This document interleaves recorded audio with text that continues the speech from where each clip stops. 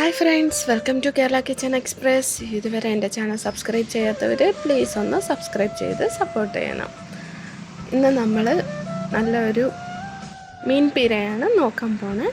അതിനു വേണ്ടി ഒരു ചട്ടി അടുപ്പത്ത് വെച്ചിട്ടുണ്ട്.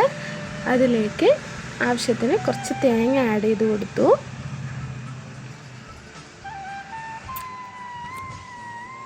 ഞാൻ എപ്പോഴും തേങ്ങ ബൾക്കായിട്ട് തന്നെ തിരികെ ചിരണ്ടി നമ്മൾ ഫ്രീസറിനകത്താണ് സ്റ്റോർ ചെയ്യണത്.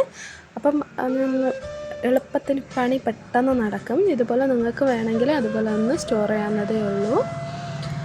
ഈ തേങ്ങയുടെ കൂടെ നിറച്ച് കുഞ്ഞുള്ളി ഒരു 20 തൊട്ട് 25 എണ്ണം കുഞ്ഞു കുഞ്ഞായിട്ട് കട്ട് ചെയ്ത് അതും കൂടെ ചേർത്ത് കൊടുത്തിട്ടുണ്ട്. നമ്മൾ റെഡ് ചില്ലി ഫ്ലേക്സാണ് ഞാൻ ആഡ് ചെയ്യുന്നത്. അതും കാശ്മീരി ചില്ലിയാണ് ഞാൻ യൂസ് ചെയ്യുന്നത്. അതിൻ്റെ കൂടെ ഒരു 2 പച്ചമുളക് നെടുക കീറി ഇട്ടിട്ടുണ്ട്. ഇത് എരിവില്ലാത്ത പച്ചമുളകാണ്. അതുപോലെ തന്നെ കാശ്മീരി ചില്ലി ആയതുകൊണ്ട് അതിലും വലിയ എരിവൊന്നുമില്ല. കുറച്ച് കറിവേപ്പില, ആവശ്യത്തിന് മഞ്ഞൾപ്പൊടി, പിന്നെ കുറച്ച് കളറിന് വേണ്ടി കാശ്മീരി ചില്ലി പൗഡറും കൂടെ ഒരു 1/4 ടീസ്പൂൺ ചേർത്തിട്ടുണ്ട്. ഇതിൽ മല്ലിപ്പൊടിയുടെ ഒന്നും ആവശ്യമില്ല. ആവശ്യത്തിനുള്ള ഉപ്പും കൂടെ ചേർത്ത് നന്നായിട്ട് ഒന്ന് കൈവച്ച് തിരുമ്മി കൊടുക്കുക.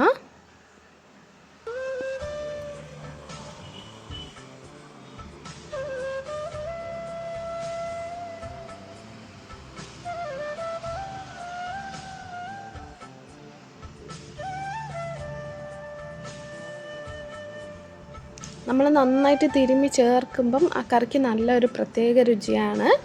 അതുപോലെ നെത്തോലി മീൻ ആഡ് ചെയ്ത് കൊടുക്കുകയാണ്. ഇതിനകത്ത് മുള്ളൊന്നുമില്ല. മുള്ളൊക്കെ ഇളക്കി നീറ്റായിട്ട് ക്ലീൻ ചെയ്ത് വെച്ചിട്ടുള്ളതാണ്. ജസ്റ്റ് ഒന്ന് ഇങ്ങനെ മിക്സ് ചെയ്ത് കൊടുക്കുക. അതിനാവശ്യത്തിനുള്ള പുളിവെള്ളം കൂടെ ചേർത്തിട്ടുണ്ട്.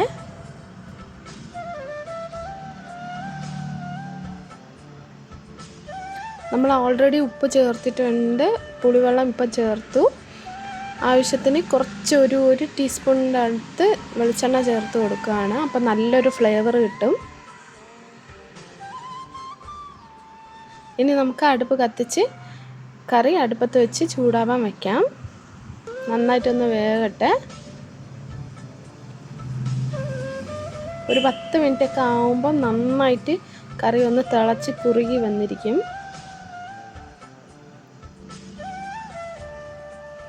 ഇനി ഒരു 5 മിനിറ്റ് ഇങ്ങനെ തുറന്ന് വെച്ച് തന്നെ വേവിക്കാം.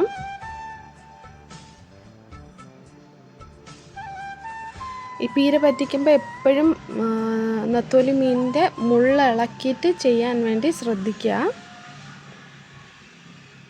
അത് ഈസി ആയിട്ട് എങ്ങനെ ചെയ്യണമെന്നുള്ളത് ക്ലീൻ ചെയ്യണമെന്നുള്ളത് വീഡിയോ ഞാൻ അപ്ലോഡ് ചെയ്യുന്നതാണ്. നന്നായിട്ട് വറ്റി വന്നിട്ടുണ്ട്. ഇത് മതി. ഇനി നമുക്ക് ഗ്യാസ് ഓഫ് ചെയ്യാം. അവസാനമായിട്ട് വേണമെങ്കിൽ കുറച്ച് കരിവേപ്പിലയും അതുപോലെ തന്നെ കുറച്ച് പച്ച വെളിച്ചെണ്ണയും ഒഴിച്ചു കൊടുക്കാവുന്നതേ ഉള്ളൂ. കറി നന്നായിട്ട് വറ്റി കുറുകി വന്നിട്ടുണ്ട്. ഒന്ന് മിക്സ് ചെയ്ത് കൊടുക്കുക. 1/4 ടീസ്പൂൺ പച്ച വെളിച്ചെണ്ണ, അതുപോലെ തന്നെ കരിവേപ്പില.